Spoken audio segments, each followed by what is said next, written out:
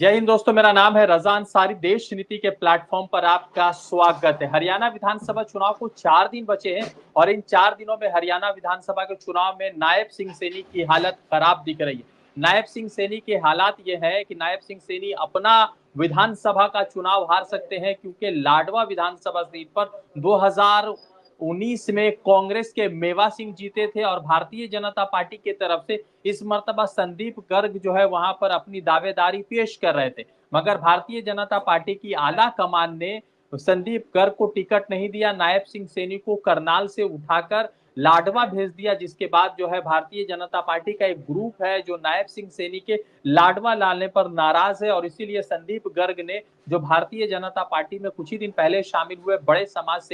सेवी हैं, तो वो लगातार नाराज चल रहे थे और उन्होंने अपनी सदस्यता भारतीय जनता पार्टी से छोड़ दी है। और छोड़ने के बाद इस मर्तबा वो जो है लोग इस मर्तबा वो विधानसभा का चुनाव लड़ रहे हैं। तो यानी कि ये तय माना जा रहा है कि भारतीय जनता पार्टी का वोट 2 खेमों में बटेगा और नायब सिंह सैनी फिर से 2019 की तरह इस मर्तबा का विधानसभा चुनाव जीत जाएंगे। हमारे साथ पीटीसी के पत्रकार जुबैर खान है। जुबैर खान से जुड़ते हैं, बातचीत करते हैं, चूंकि वो हरियाणा से है और हरियाणा पंजाब को लगातार कवर कर रहे हैं, तो उनसे जुड़े बातचीत करें कि क्या कुछ है और क्या कुछ उस पूरे मामलात को देख रहे हैं और जिन 8 सदस्यता और जिन 8 भाजपा नेताओं को बाहर का रास्ता आज दिखाया गया है, उसके बारे में क्या कुछ राय है। हरियाणा विधानसभा चुनाव को बस 4 रोज बचे हैं और इन 4 रोजों में हरियाणा विधानसभा चुनाव की जो खबरें आ रही है उससे ये खबर बड़ा महत्वपूर्ण हो जाता है कि लाडवा विधानसभा, जहां से नायब सिंह सैनी इलेक्शन लड़ रहे हैं, वहां पर मुख्यमंत्री फेस का ये हाल है कि वो अपना इलेक्शन भी हार सकते हैं और उनकी भी जमानत जब्त हो सकती है। और ये इसलिए हो रहा है क्योंकि लाडवा से कांग्रेस 2019 में जीती थी मेवा सिंह, और इस मर्तबा लाडवा से भारतीय जनता पार्टी ने नायब सिंह सैनी को वहां पर कैंडिडेट बनाया और नायब सिंह सैनी करनाल से 2024 में बाई इलेक्शन जीतकर मुख्यमंत्री बने थे। मगर उससे पहले वो करनाल क्षेत्र से ही आते थे और जिस तरह से संदीप गार्ग, जो भारतीय जनता पार्टी के पुराने नेता थे, उन्होंने पार्टी सदस्यता छोड़ के नायब सिंह सैनी के खिलाफ लाडवा से इलेक्शन लड़ रहे हैं, तो चीजें बड़ी क्लियर है कि मुख्यमंत्री नायब सिंह सैनी अपना इलेक्शन भी गंवा सकते हैं और भारतीय जनता पार्टी का सीएम फेस भी अपना इलेक्शन हार सकता है। अब सवाल यह है कि हमारे साथ एक पत्रकार है पीटीसी के, जुबैर खान, मेवात हरियाणा से आते हैं और हरियाणा पंजाब की खबरों को लगातार कवर करते हैं। जुबैर भाई, सबसे पहले आपका बहुत बहुत शुक्रिया। और जुबैर भाई, शुक्रिया के साथ पहला रिएक्शन ये है कि क्या नायब सिंह सैनी इलेक्शन हार रहे हैं या उन्हें बहुत टक्कर का सामना करना पड़ेगा? जी, बिल्कुल सही कहा आपने। नायब सिंह सैनी जो कि हरियाणा के अभी मुख्यमंत्री थे और अब क्योंकि 2024 में जो ये चुनाव हो रहा है विधानसभा का, इसके बाद में पूरी जो है हरियाणा की पॉलिटिक्स जो है बदलने वाली है। लेकिन ये बात सही कही आपने कि कुरुक्षेत्र की जो लाडवा सीट है विधानसभा की सीट, इस पर बहुत ज़्यादा टक्कर मानी जा रही है, बहुत तगड़ा यहाँ पर मुकाबला माना जा रहा है और लाडवा सीट को शायद इसीलिए अति महत्वपूर्ण करार दिया जा रहा है क्योंकि यहाँ पर खुद मुख्यमंत्री नायब सिंह सैनी अपनी किस्मत को आजमा रहे हैं। लेकिन बात यहाँ पर ये है कि जिस तरह से संदीप गर्ग को लेकर पहले तमाम तरह की अफवाहें और इस तरह का जो सियासी बाजार जो गर्म था और कहा यही जा रहा था कि संदीप गर्ग को यहाँ पर भारतीय जनता पार्टी का प्रत्याशी बनाया जाएगा, और लेकिन आनन फानन में जिस तरह से संदीप गर्ग का टिकट काटा गया और नायब सिंह सैनी को वाया कुरुक्षेत्र और वाया करनाल और उसके बाद में जिस तरह से लाडवा विधानसभा सीट पर भेजा गया, उसके बाद में तमाम जो राजनीतिक समीकरण हैं, वो यहाँ पर बदलते हुए नज़र आ रहे हैं और शायद अब यही वजह है कि नायब सिंह सैनी की मुश्किलें लगातार बढ़ रही हैं। उनके सामने जो मुकाबला माना जा रहा है, वो भले ही मेवा सिंह से माना जा रहा हो, जो कि कांग्रेस के उम्मीदवार हैं, लेकिन संदीप गर्ग की स्थिति भी काफ़ी मजबूत मानी जा रही है कई सारे क्षेत्रों में। तो ऐसे में ये कहना सही होगा शायद कि नायब सिंह सैनी की मुश्किलें बढ़ सकती हैं और खास तौर पर ऐसे वक्त में अगर ऐसा हो जाता है जिस तरह से अभी सियासी हलकों में इस तरह की खबरें भी सामने आ रही हैं कि हो सकता है मेवा सिंह और संदीप गर्ग का अंदरूनी अगर कोई गठबंधन हो जाता है, अंदरूनी किसी बात को लेकर कोई सहमति बन जाती है या दोनों एक दूसरे के लिए इकट्ठा हो जाते हैं किसी एक कैंडिडेट के लिए, तो ऐसी सूरत में यकीनन नायब सिंह सैनी के लिए मुश्किल बढ़ सकती है और ये सीट नायब सिंह सैनी जो है हार भी सकते हैं।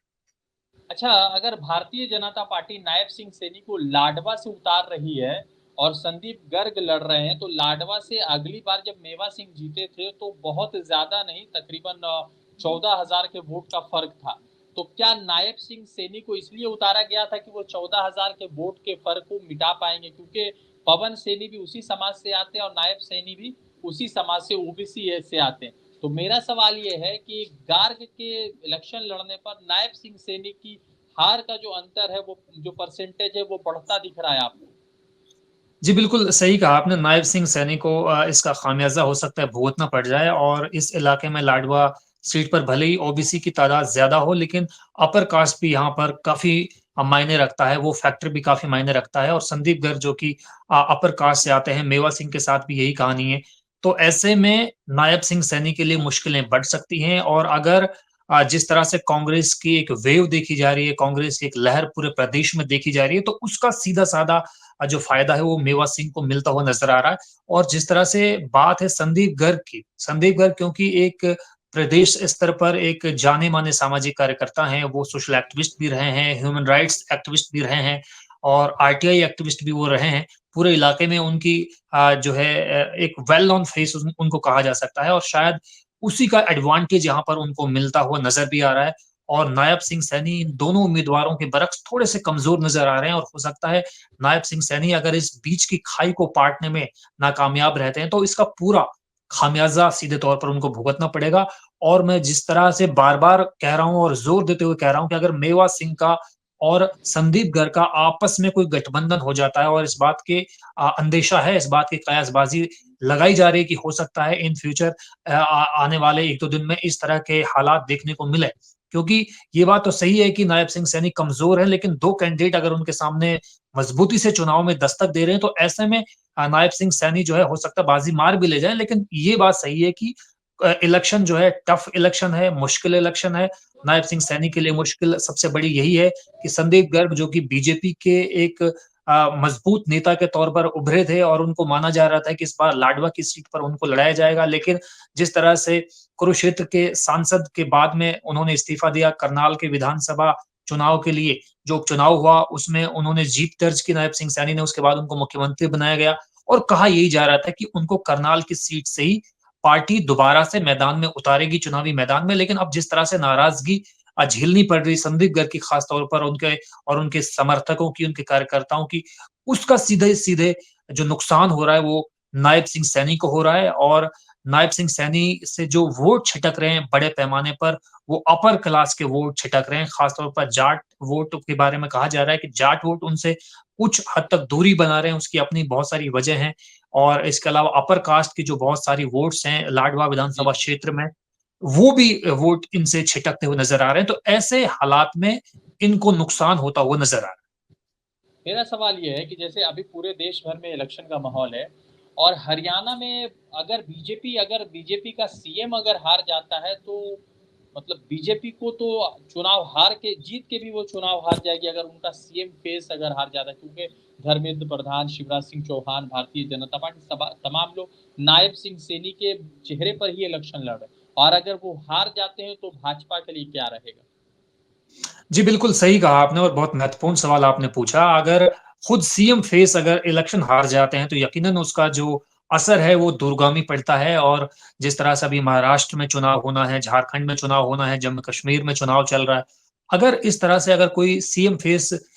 चुनाव खुद हार जाता है, तो उसका खामियाज़ा जो है पूरी पार्टी को भुगतना पड़ता है और जिस तरह से जैसे कि मैं ज़िक्र कर ही रहा हूँ, महाराष्ट्र में अभी चुनाव होना है, झारखंड में इलेक्शन होना है। तो इन स्टेट्स पर भी इस तरह के हालात का जो है सीधा-सीधा असर पड़ता हुआ देखा जाएगा और इसका नुकसान सीधे बीजेपी को भुगतना पड़ेगा, बीजेपी को उठाना पड़ेगा। ऐसे में शायद यही वजह है कि इस सीट पर लाडवा की सीट की जहाँ तक हम बात कर रहे हैं, नायब सिंह सैनी के लिए तमाम पार्टी आला-कमान बेहद मेहनत कर रहा है। चाहे हम केंद्रीय नेतृत्व की बात करें, चाहे हम स्टेट लीडरशिप की बात करें, लगातार तमाम तरह की मेहनतें की जा रही हैं। यहाँ तक भी बातें कही जा रही हैं कि एबीवीपी का जो संगठन है वो भी वहाँ पर मेहनत कर रहा है और हर कीमत पर वो ये दिखाना और बताना चाहता है आला कमान की लाडवा की सीट वो जीत रहे हैं और उनको कोई हराने वाला नहीं है। लेकिन ये बात जो प्रैक्टिकल बात है वो यही है कि जिस तरह से संदीप गर्ग ने मतदाताओं के बीच में अपनी एक पैठ बनाई है और जिस तरह से मेवा सिंह पहले से ही वहाँ पर मजबूत दावेदार माने जाते रहे हैं,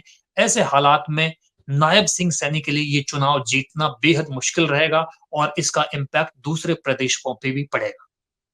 अच्छा, मेरा सवाल है कि करनाल से जब नायब सिंह सैनी आईएनसी यानी इंडियन नेशनल कांग्रेस के तारलोचन सिंह से चुनाव जीत कर आए हैं, तो फिर उन्हें लाडवा क्यों लाया गया? मतलब वो तो करनाल से जीत ही रहे थे, अपना उनका भूमि क्षेत्र है, तो फिर वहां से वो इलेक्शन क्यों नहीं लड़ रहे हैं? मतलब उनसे जी। क्यों वहां नहीं उतारा गया?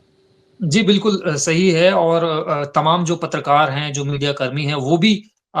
इस बात की कयास लगा रहे थे कि यकीनन क्योंकि करनाल जो है उसको सीएम सिटी के तौर पर देखा जा रहा था और सीएम सिटी के तौर पर अ, उ उसको एक तरह से एस्टैब्लिश किए जाने की कोशिश हुई थी पूरे 5-10 सालों में। चाहे मनोहर लाल की बात हो, खुद नायब सिंह सैनी की बात हो, इस तरह से कहा ये जा रहा था कि सीएम सिटी के रूप में एस्टैब्लिश हो चुकी है करनाल सीट। लेकिन ये कहा भी जा रहा है कि करनाल सीट पर बीजेपी जीत जाएगी, करनाल सीट को बीजेपी आसानी से निकाल लेगी। लाडवा सीट पर थोड़ी-थोड़ी दिक्कतें आ रही थी और शायद उसी वैक्यूम को, उसी स्पेस को फुलफिल करने की एक कवायद रही बीजेपी की कि यहाँ पर अगर खुद सीएम को उतारा जाए, मुख्यमंत्री के उस चेहरे को उतारा जाए, जिनके नेतृत्व में पूरा प्रदेश चलता है, तो शायद इस सीट पर जो है जीत दर्ज की जा सकती है। तो ये एक तरह से एक जुआ खेला है अच्छा केंद्र अच्छा, सरकार की तरफ एक से भी बात हो और रहा है कि आलाकमान की तरफ से भी और हरियाणा प्रदेश की तरफ से।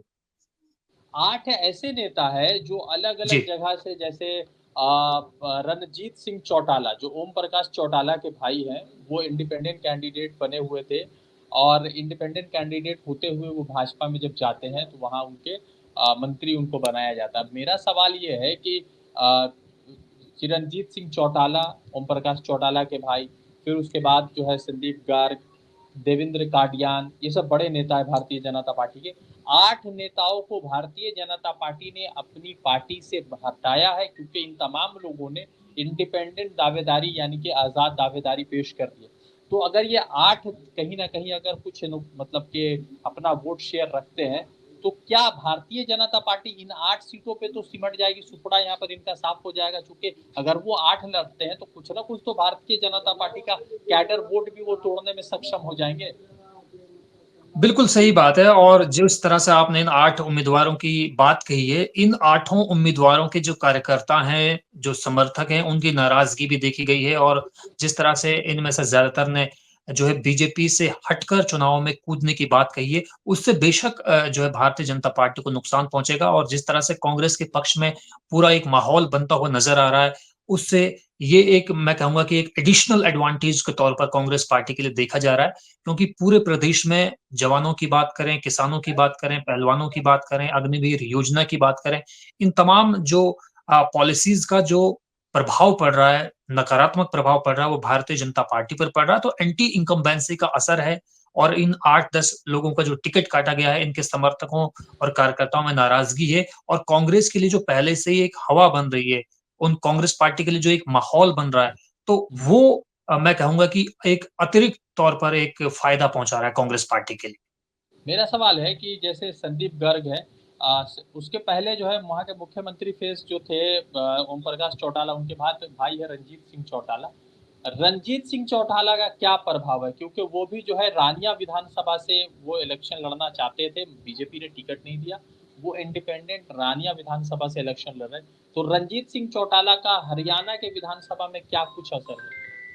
जी, बिल्कुल सही कहा आपने। रणजीत सिंह चौटाला जो है अभी जननायक जनता पार्टी के टिकट पर चुनाव लड़ रहे हैं। उससे पहले कहा ये जा रहा था कि हो सकता है वो भारतीय जनता पार्टी के टिकट पर चुनाव लड़ें। और क्योंकि रणजीत सिंह चौटाला की जो आपसी जो गलतफ़हमियाँ हैं या आपसी जो नाराज़गी है परिवार के साथ, वो जगज़ाहिर है, वो किसी से छिपी नहीं है। ओम प्रकाश चौटाला और रणजीत सिंह चौटाला का 36 का आंकड़ा बहुत ज़माने से है। और अब जिस तरह से इंडियन नेशनल लोकदल से भी उनका 36 का आंकड़ा है क्योंकि ओम प्रकाश चौटाला और अभय सिंह चौटाला जो उनके छोटे बेटे हैं, वो इंडियन नेशनल लोकदल पार्टी को सँभाल रहे हैं और जो जननायक जनता पार्टी है, वो ओम प्रकाश चौटाला के बड़े बेटे यानी डॉक्टर अजय सिंह चौटाला और दुष्यंत चौटाला और दिग्विजय चौटाला, ये उस पार्टी को सँभाल रहे हैं। तो ये एक खेमेबाज़ी की भी लड़ाई है और इस इस गोलबंदी में कहाँ तक कामयाब हो पाते हैं रणजीत सिंह चौटाला और कहाँ तक खुद को दोबारा जिता पाने में सक्षम हो पाते हैं, ये भी बात देखने वाली रहेगी। लेकिन रणजीत सिंह चौटाला पर कई तरह के पहले से ही प्रेशर होंगे क्योंकि वो कांग्रेस पार्टी में थे पहले सबसे पहले और जब इंडियन नेशनल लोकदल पार्टी अच्छे खासे मार्जिन से जीतती थी, सरकार बनाती थी, उस वक़्त भी रणजीत सिंह चौटाला जो है कांग्रेस पार्टी का हिस्सा हुआ करते थे। उसके बाद में फिर जननायक जनता पार्टी बीजेपी, तो इस तरह से उनके ऊपर कई तरह के टैग लगे हुए हैं। तो मुझे नहीं लगता कि इस बार रणजीत सिंह चौटाला की राह इतनी आसान है। मेरा एक सवाल है कि जैसे पूरे जितने 8 लोग हैं, जैसे मैं नाम थोड़ा मेंशन करना चाहूँगा कि संदीप गर्ग जो है लाडवा से लड़ रहे हैं सीएम के खिलाफ, जिले राम शर्मा जो है असंध विधानसभा से लड़ रहे हैं, देवेंद्र काडियान गन्नौर से लड़ रहे हैं, बच्चन सिंह आर्या सफीदौन से लड़ रहे हैं, राधा अहलावत जो है मेहम से लड़ रही है, नवीन गोयल गुरुग्राम से लड़ रहे हैं और कहर सिंह रावत जो है हाथीन से लड़ रहे हैं। तो ये तमाम तो बड़े नाम है, जिसमें नवीन गोयल बड़ा नाम है जो गुरुग्राम से लड़ रहा है। तो कम से कम इन 8 सीटों पर तो भारतीय जनता पार्टी का माहौल खराब होगा। जी, बिल्कुल सही कहा आपने और ख़ास तौर पर जिस तरह का आपने ज़िक्र किया कहर सिंह रावत जैसे लोग जो कई बार विधायक जिनको बनने का मौका मिला है, ऐसे लोगों का भी जिस तरह से टिकट काटा गया है और उसके बाद उन्होंने जिस तरह से ऐलान किया है कि वो इंडिपेंडेंट इलेक्शन लड़ने वाले हैं और आज़ाद उम्मीदवार की हैसियत से जिस तरह से वो चुनावी मैदान में दस्तक दे रहे हैं, तो उससे यकीनन बीजेपी को सीधे तौर पर नुकसान पहुँच रहा है और उससे सीधा जो फ़ायदा पहुँच रहा है वो कांग्रेस पार्टी को पहुँच रहा है क्योंकि वोट डिवाइड हो रहा है और इस डिवीजन का सीधा-सीधा नुकसान पहुँच रहा है भारतीय जनता पार्टी को हरियाणा। अच्छा, तो मतलब कि भारतीय जनता पार्टी सत्ता से बिल्कुल दूर लग रही है इस बार। जी, बिल्कुल सत्ता से बिल्कुल दूर लग रही है और कहा ये भी जा रहा है कि जैसे-जैसे चुनाव की तारीख यानी कि 5 अक्टूबर नज़दीक आ रहा है, वैसे-वैसे भारतीय जनता पार्टी का ग्राफ घट रहा है और कांग्रेस पार्टी जो है, उसका ग्राफ बढ़ रहा है और लगातार जो वोटर्स का जो रुझान है, वोटर्स का जो मिज़ाज है, वो कांग्रेस के लिए सॉफ्ट होता हुआ नज़र आ रहा है और वोट प्रतिशत बड़े पैमाने पर कांग्रेस पार्टी की विचारधारा को एडॉप्ट करता हुआ नज़र आ रहा है। वोट परसेंटेज बहुत बड़े पैमाने पर कांग्रेस पार्टी की तरफ शिफ्ट होता हुआ नज़र आ रहा है और ये मेरे ख्याल से सबसे बड़ा लॉस रहेगा क्योंकि 2024 के लोकसभा चुनाव के तुरंत बाद अगर कोई पार्टी खुद हरियाणा जैसे प्रदेश में चुनाव हार जाती है, जहाँ पर 10 साल से लगातार वो सरकार में रही हो, तो इसका खामियाज़ा दूसरे प्रदेशों के विधानसभा चुनाव पर भी देखने को मिलेगा। एक आखिरी सवाल, आज जन संकल्प यात्रा निकाला राहुल गांधी ने, हल वगैरह लेकर वो रास्ते में उतरे। उस यात्रा में भूपेंद्र सिंह हुड्डा और कुमारी शैलजा मौजूद थी और लगातार भारतीय जनता पार्टी और कुछ ऐसे पत्रकार हैं जो कुमारी शैलजा और भूपेंद्र सिंह हुड्डा की लड़ाई को कांग्रेस की नाकामी बताते। राहुल गांधी ने एक हाथ में भूपेंद्र सिंह हुड्डा का हाथ पकड़ा, दूसरे हाथ में जो है कुमारी शैलजा का हाथ पकड़ा। तो इन तस्वीर ने भारतीय जनता पार्टी को कितना नुकसान पहुंचाया और कांग्रेस के जो लोग हैं जो थोड़े बहुत ये फील कर रहे थे कि गुटबाजी है, तो उस गुटबाजी के परसेप्शन को कितना खत्म करने में ये कामयाब रहे? देखो, हरियाणा में एक कहावत है कि अगर सुबह का भूला या सुबह का खोया हुआ कोई इंसान अगर शाम को वापस घर लौट आता है, तो उसको खोया हुआ नहीं बोला जाता और यही कहावत यहाँ पर भी सिद्ध होती है। पहले ना केवल कुमारी सैलजा बल्कि भूपेंद्र सिंह हुड्डा के बारे में भी ये बातें कही जाती थी कि हो सकता है ये कांग्रेस पार्टी छोड़ दें, बीजेपी में चले जाएँ। ये दोनों अच्छा। नेताओं के लिए बातें कही जा रही थी। बिल्कुल, भूपेंद्र सिंह हुड्डा अच्छा। के लिए भी एक वक़्त में ये बातें कही गई थी, लेकिन ये तमाम बातें लगातार सिरे से खारिज वो लोग करते रहे और हाल ही में जिस तरह का ज़िक्र आपने किया कुमारी सैलजा का, वो खुद सांसद हैं, अभी लोकसभा का चुनाव जीती हैं, वरिष्ठ नेता उनको माना जाता है, वरिष्ठ नेत्री हैं वो हरियाणा प्रदेश में और कांग्रेस पार्टी में वो कई मंत्रालयों को मतलब सुशोभित कर चुकी हैं, कई मंत्रालयों की मंत्री वो रह चुकी हैं। तो जिस तरह से मीडिया कर्मियों ने अभी हाल ही में उनसे पूछा कि भई इस तरह की खबरें आ रही हैं कि आप कांग्रेस से नाराज़ हैं, टिकट डिस्ट्रीब्यूशन में आपका बहुत ज़्यादा सहयोग लिया नहीं गया, आपकी असहमति रही। तो ये जो पॉलिटिकल डिसएग्रीमेंट है, ये क्या कहेगा? तो उन्होंने सीधे तौर पर इन खबरों को ना केवल सिरे से खारिज किया, बल्कि यही कहा कि पार्टी आला-कमान तय करेगा कि हरियाणा का सीएम कौन रहेगा, कौन बनेगा और हमारे बीच में, कार्यकर्ताओं के बीच में, पदाधिकारियों के बीच में, समर्थकों के बीच में कहीं कोई गलतफ़हमी नहीं है और हम जनता के बीच में, मतदाताओं के बीच में कांग्रेस पार्टी का जो मैनिफेस्टो है, कांग्रेस पार्टी की जो विचारधारा है, उसके बिहाफ़ पर जा रहे हैं और वो विचारधारा सबके लिए कॉमन है, वो पॉलिसीज़ सबके लिए कॉमन है और उसी स्ट्रैटेजी को लेकर हम शायद कामयाब भी हो पा रहे हैं कि लोग हमें हाथों-हाथ ले रहे हैं। अब तो आप देख रहे हैं कि राहुल गांधी ने जो रही सही कसर थी उसको भी पूरा कर दिया। कई विधानसभा क्षेत्रों का वो दौरा कर रहे हैं और कई जनसभाओं को वो संबोधित कर रहे हैं। और अब मुझे ऐसा नहीं लगता कि कुमारी शैलजा और भूपेंद्र सिंह हुड्डा के बीच में अगर कोई गलतफ़हमी है तो वो स्टेज पर नहीं है, वो एक्सटर्नल नहीं है। अगर वो इंटरनल तो पता नहीं किस-किस के बीच में हो जाती है, लेकिन एक्सटर्नल वो नहीं है, वो किसी को दिखाई नहीं दे रही है और सब लोग जब उनको एक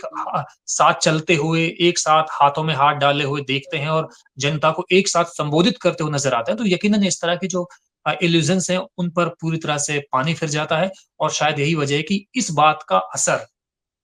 जो है कांग्रेस पार्टी के कार्यकर्ताओं पर या समर्थकों पर बिल्कुल नहीं पड़ा और उन्होंने इस बात को एक तरह से नेगेटिव लेते हुए यही कहा कि ऐसा कहीं नहीं है। ये जो गुटबाज़ी की बातें कही जा रही हैं, ऐसा कहीं नहीं है, सब लोग एक साथ हैं। कुमारी शैलजा जो है उत्तरी हरियाणा में मेहनत कर रही हैं, कैथल के आस-पास के इलाके में, फतेहाबाद के आस-पास के इलाके में रणदीप सिंह सुरजेवाला मेहनत कर रहे हैं। यहाँ ठीक है। दक्षिणी हरियाणा और जो केंद्रीय हरियाणा है, बीच वाला जो पार्ट है रोहतक के आस-पास का, वहाँ पर भूपेंद्र सिंह हुड्डा ज़्यादा मेहनत कर रहे हैं। और ये तमाम चीज़ें जो हो रही हैं, सभाएँ, जनसभाएँ, रैलियाँ, ये खुद जो हरियाणा के प्रदेश अध्यक्ष हैं चौधरी उदयभान, उनकी मौजूदगी में हो रही हैं, तो मुझे नहीं लगता कि इस वाले फैक्टर का कहीं कोई कांग्रेस पार्टी पर नेगेटिव असर पड़ रहा है। अब असर यही है कि कांग्रेस पार्टी जो है भारी बहुमत से और भारी मैंडेट के साथ इस चुनाव में दस्तक दे रही है। अब हालाँकि 5 अक्टूबर तक ये बन पाएगा, नहीं बन पाएगा, ये देखने वाली बात रहेगी, लेकिन लग यही रहा है, अब तक के तमाम सर्वेज़ के मुताबिक, तमाम